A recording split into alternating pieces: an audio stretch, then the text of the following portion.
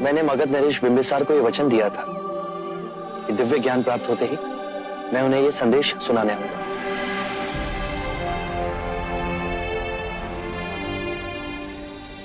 इतनी भीड़ क्यों है? यश के भिक्षु होने के बाद अब उसके मित्रों ने भी प्रण लिया है कि वे भी भिक्षु बनेंगे। विशाल नदी की एक अकेली धार बन मैं बह चला था। अब कितनी अनेक धाराएं इस प्रवाह में जुड़ती जा रही हैं। यदि ये स्वेच्छा से भिक्षु बनना चाहते हैं तो आप मेरे प्रथम शिष्य इन्हें ज्ञान दें। पर आचरण सहित आप हमें बताइए।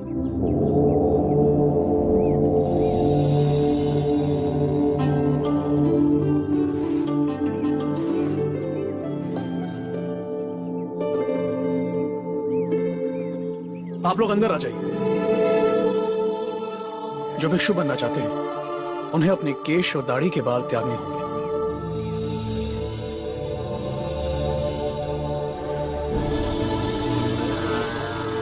आप गेरुआ वस्त्र धारण करेंगे। आप अपना वस्त्र ऐसे लपेटेंगे कि आपका दाहिना कंधा खुला रहे।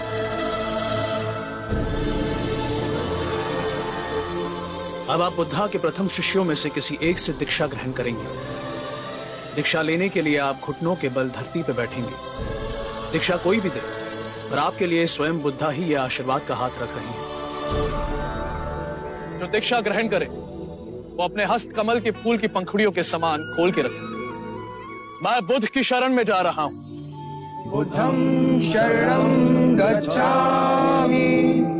जो धर्म का स्वरूप है मैं उसकी शरण में जा रहा हूं। धम्मं शरणं गच्छामि। जो प्रेम और करुणा में मेरे सहयात्री हैं उसकी शरण में जा रहा हूं। संघं शरणं गच्छामि। ये तीनों शरण दोहराने पर आप सब भिक्षुक हो जाएंगे। आप इस चेतना की नदी के अंग हो गए जो सामंजस्य और जागरूकता से जीवन बिताने का प्रण लेती है।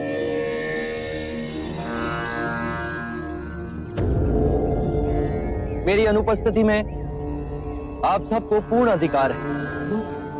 आप संघ में और भिक्षुओं को दीक्षा दें। जो भी भिक्षु बनना चाहते हैं और यहाँ आने में असमर्थ हैं, वो अपने गांव में, अपने घर में, अपने परिवार में और अपने मित्रों के समक्ष भिक्षुक बन सकते हैं।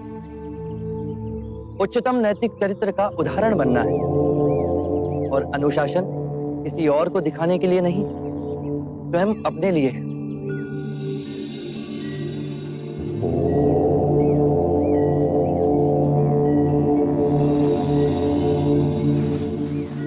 मेरे प्रिय भिक्षु, आज हमने एक भारी बीड़ा उठाया है मानव को कल्याण का मार्ग दिखाने के। आज हम सब विदा लेते हैं। हम सब अलग अलग दिशाओं में जाएं। एक दिशा में दो ना जाएं। जो परम सत्य मेरे अनुभव से आप सबको रूपांतरित कर गया,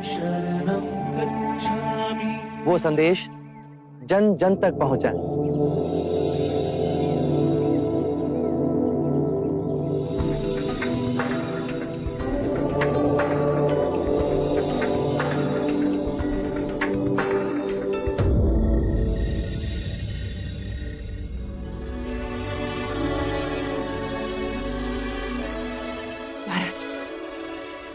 इतनी रात्रि हो गई, नंद अभी तक नहीं आया। अभी तक नहीं लौटा? इसके पश्चात वो अकेले कहीं नहीं जाएगा। जब भी जाएगा रक्षक उसके साथ होंगे। एक पुत्र खो चुका हूं अब। महाराज, ऐसा ना कहें। आपके उस पुत्र ने आपका नाम इस संसार में उजागर किया है। हाँ, दिया बनकर परिवार में थोड़ा प्रकाश फैला, परंतु उसने संपूर्ण विश्व में प्रकाश फैला दिया। अब यह दूसरा पुत्र कुछ करे तो मदिरा रास लीला रंग भवन में नंद!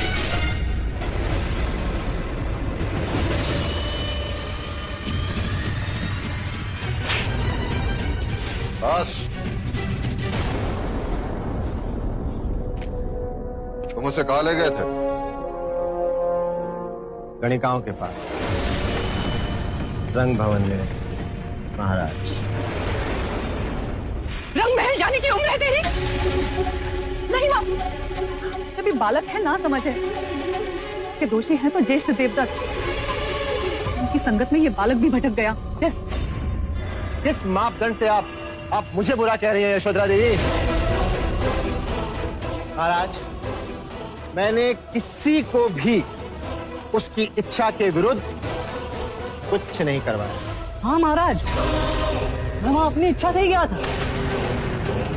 और हाँ, मैं इतना बड़ा हो गया हूँ कि अपना बुरा भला समझ सकूं।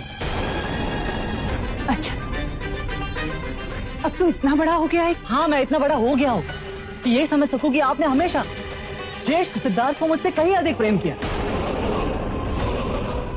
महाराज, आप नंद को रंग भवन जाने से कैसे रोक सकते हैं, जबकि रंग भवन का निर्माण आपने स्वयं करवाया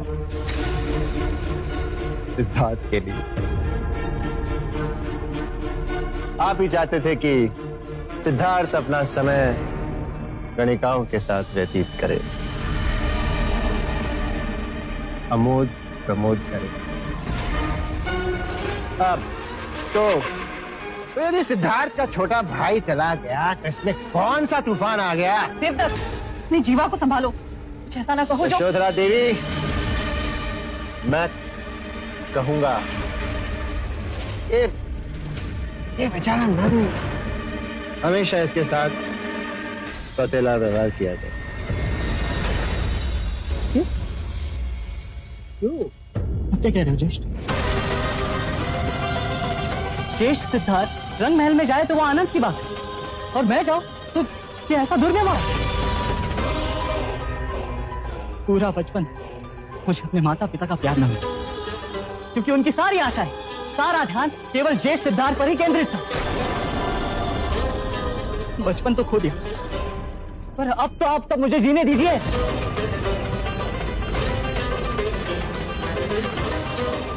नंद, रुको नंद, रुको।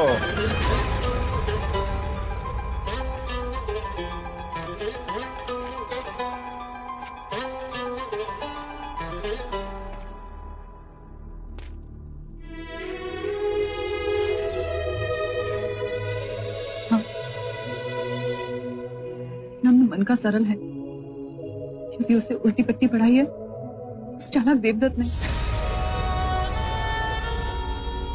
पर वो शब्द जिससे उसने अपने माता पिता का कलेजा फेंका, वो तो उसी के थे ना। एक पिता का धर्म निभाया, परंतु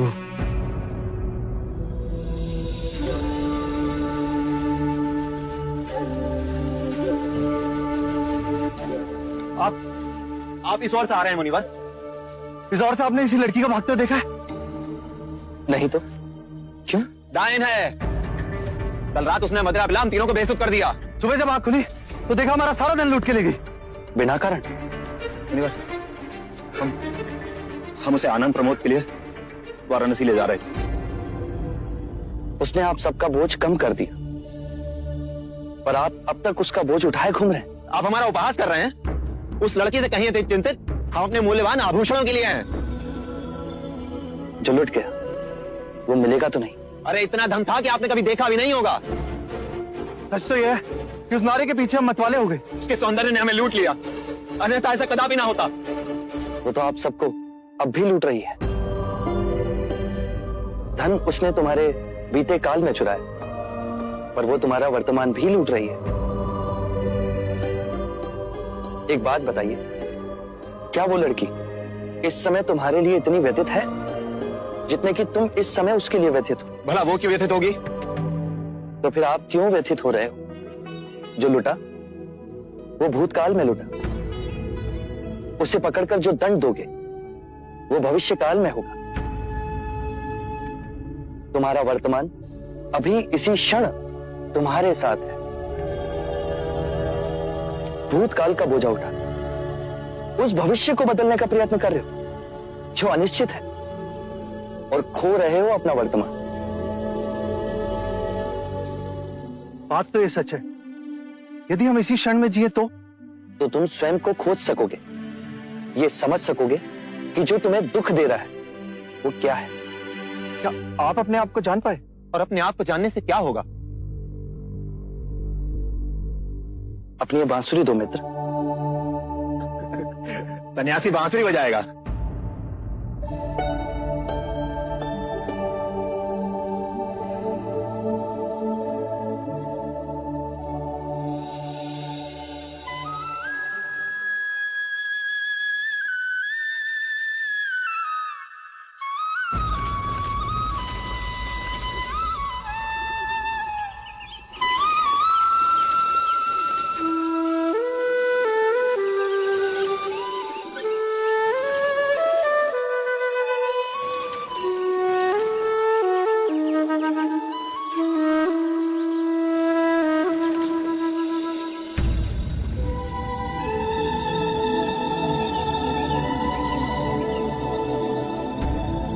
आज कितने वर्षों के बाद मैंने बांसुरी को अपने होठों से लगाया है। पहले से अधिक सुरीला हो गया हूं।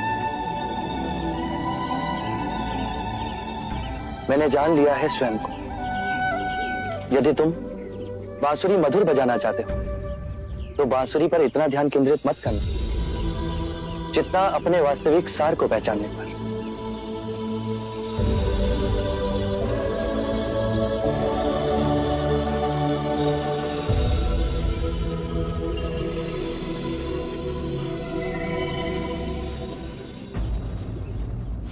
क्या आप मुझे अपनी तरह बांसुरी बजाना सिखाएंगे? मैं स्वयं को खोजूंगा।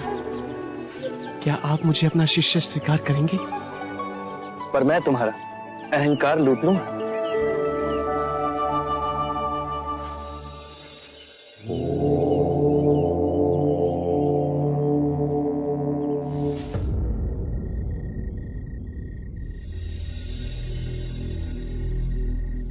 स्वाहा स्वाहा स्वाहा स्वाहा स्वाहा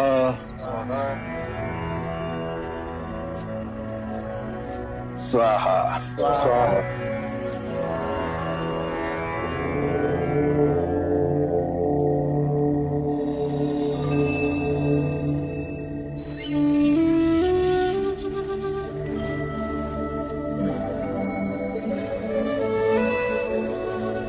जितनी सुंदर आपकी आभा है, नाम भी उतना ही सुंदर होगा। मेरा नाम सिद्धार्थ गौतम है। ओह, वही जो कहते हैं कि ईश्वर नहीं है। मैं ये नहीं कहता कि ईश्वर नहीं, ये भी नहीं कहता कि ईश्वर है। इस विषय पर कल प्रातः बात करेंगे। अभी रात्रि हो गई है। आज आप हमारे आश्रम में ही विश्राम करें। आइए। यह आश्रम किसका है? यह आश्रम मेरा और मेरे शिष्यों का है। मैं उरुवेला कश्यप हूं। मैंने आपके बारे में सुना है, आप वही उरुवेला कश्यप हैं जो वर्षा ऋतु में मुनियों को छत्र छाया देते हैं। आज रात्रि आप मेरी कुटिया में ही विश्राम कीजिए। ये लीजिए। मैं पूर्ण ध्यान में बैठ उसके पश्चात ही विश्राम करता हूं। यदि आपकी आज्ञा हो तो मैं इस कुटिया में रात्रि बिता लूं। गुरुजी, वहां एक विषैला सर्प घुसा हुआ है, बाहर नहीं निकल रहा। यदि उसने आपको डस लिया तो? आप निश्चिंत रहें, मैं वहीं विश्राम करूंगा।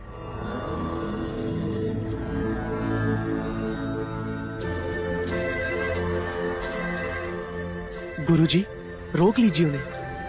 अब वे नहीं रुकेंगे। उन्होंने दृढ़ निश्चय जो कर लिया है।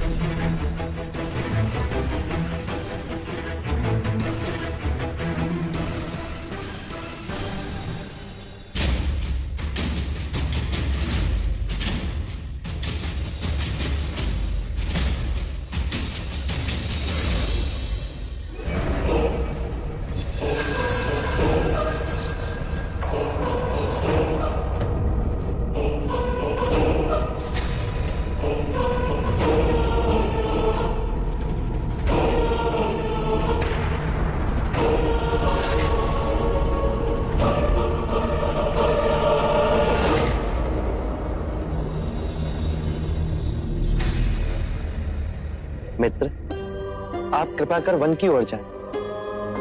यह स्थान आपके लिए असुरक्षित हो गया है। आप कुछ ना करें, तब भी लोग डरकर आप पर वार करेंगे। यहां आपके जीवन को संकट है।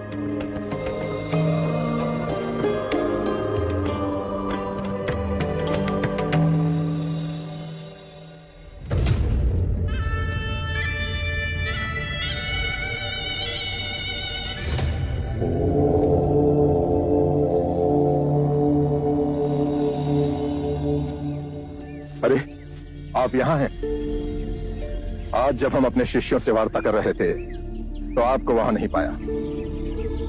मैं वहां उपस्थित नहीं रहना चाहता था। क्यों?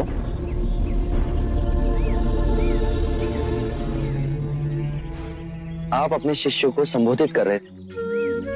यदि स्वाभाविक कोई प्रश्न मेरे मन में जागता तो आपके शिष्यों के सामने उसे पूछना आपको दुविधा में डाल सकता था। परंतु यहाँ तो एकांत है। अब हम वार्ता कर सकते हैं। कृपा करें, आप दुख के संबंध में कुछ कह रहे थे। क्या आप ये मानते हैं कि दुख सत्य है? क्या आप ये भी मानते हैं कि दुख के कारण भी है? हाँ। यदि कारण है तो दुख तो रहेगा, और यदि कारण ही समाप्त हो जाए तो दुख भी लुप्त हो जाएगा, जैसे सूर्य के प्रकाश से अंधेरा। आप सुनी सुनाई बातें नहीं कहते, अपने गहन अनुभव के आधार पर कहते हैं। आप धर्म और सिद्धांत की नहीं, देखी हुई बातें कहते हैं। आपने कहा कि मुक्ति का मार्ग है अपने विवेक को जगाना और गूढ़ ध्यान में लिप्त हो जाना, जिससे मनुष्य स्वयं को और इस संसार को भली भांति समझ सकता है। परंतु एक प्रश्न है, ये जो सारी विधियां हैं, रीतियां हैं, पूजा पाठ हैं, क्या ये सब व्यर्थ है? यदि कोई व्यक्ति इस नदी के दूसरे किनारे पर जाना चाहे तो वो क्या करे? यदि जल गहरा नहीं है तो वो चलकर जा सकता है, और यदि जल गहरा है तो वो नाव की सहायता से जा सकता है, या स्वयं तैरकर जा सकता है। यदि वो चलना ना चाहे और ना ही तैरने को तैयार और ना ही नाव ले जाने को तैयार, और वो कहे कि मैं प्रार्थना करता हूं इस नदी का दूसरा किनारा स्वयं चलकर मेरे पास आ जाए, तब तो ऐसे व्यक्ति को मूर्ख कहेंगे, महामूर्ख। इसी प्रकार यदि व्यक्ति अज्ञान और भ्रांति को अपने विवेक से मिटाएगा नहीं तो परम आनंद और मुक्ति के दूसरे छोर पे कैसे पहुंच पाएगा? चाहे वो पूजा करे या अनुष्ठान या व्रत करे या किसी नीति पर चले, वो इस किनारे ही रहेगा। हमने सारे शास्त्रों को पढ़ा, उन पर व्याख्या की, परंतु जीवन के इतने जटिल सत्य को इतनी सरलता से किसी ने नहीं समझाया, किसी ने नहीं समझाया। आप इस भटकती मानवता को परम ज्ञान का मार्ग दिखाएंगे। आप करुणा के सागर हो। हे बुद्ध, आप हमें अपना अनुयायी स्वीकार करें। बुद्धं शरणं गच्छामि, धम्मं शरणं गच्छामि।